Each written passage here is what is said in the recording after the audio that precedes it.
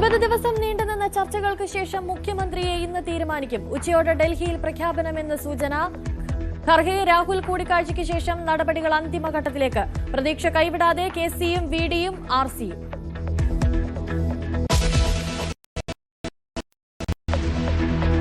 മുസ്ലിം league അടിയന്തര യോഗം ഇന്ന് പാണക്കാട്. മുഖ്യമന്ത്രി തീരുമാനവുമായി ബന്ധപ്പെട്ട സാഹചര്യം ചർച്ച ചെയ്യും. മന്ത്രിസഭയിലെ പ്രാതിനിധ്യ കണക്ക് സംബന്ധിച്ചും ചർച്ചയുണ്ടാകും. ലീഗ് മന്ത്രിമാർ ആരൊക്കെയെന്നതിലും തീരുമാനമാകും.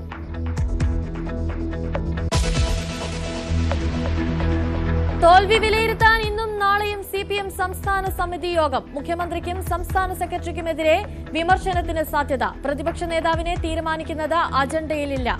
പിണറായി വിജയൻ തന്നെ പ്രതിപക്ഷ നേതാവായേക്കും.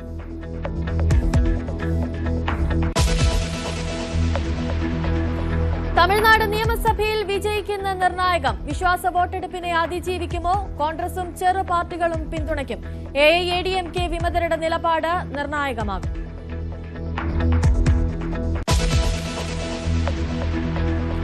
ഇടിമിന്നലിൽ 4 യുവാക്കളുടെ ജീവൻ പൊലിഞ്ഞ നടുക്കം മാറാതെ മലപ്പുറത്തെ മങ്കട. മഞ്ചേരി മെഡിക്കൽ കോളേജ് ആശുപത്രിയിൽ പോസ്റ്റ്മോർട്ടം. മഴയിലും കാറ്റിലും ഇടിമിന്നലും പലയിടത്തും നാശനഷ്ടങ്ങൾ. 5 ദിവസം ഇടിമിന്നലോടുകൂടി ഒറ്റപ്പെട്ടയിടങ്ങളിൽ മഴയ്ക്ക് സാധ്യതയെന്ന് മുന്നറിയിപ്പ്.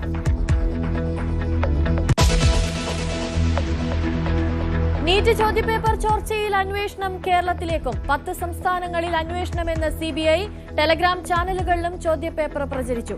പരീക്ഷ റദ്ദാക്കിയതിൽ വിദ്യാർത്ഥികൾ ആശങ്കയിൽ. പുതിയ തീയതി വൈകാതെ പ്രഖ്യാപിച്ചേക്കും.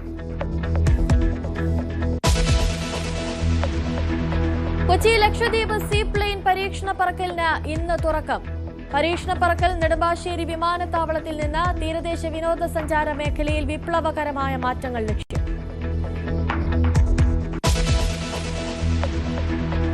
ട്രംപ് ചൈനയിലേക്ക്. നാളെ ചൈനീസ് പ്രസിഡന്റുമായി കൂടിക്കാഴ്ച. പശ്ചിമേഷ്യൻ സംഘർഷം ഉൾപ്പെടെ ചർച്ചയാകും. ഇറാന് നേരെയുള്ള സൈനിക നടപടി പുനരാരംഭിക്കാൻ സാധ്യതയെന്ന് വിലയിരുത്തൽ.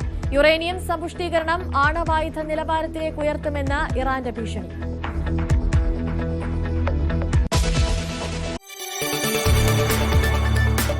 കൂടുതൽ വാർത്തകൾക്ക് News 18 Keralam YouTube channel subscribe ചെയ്യുക.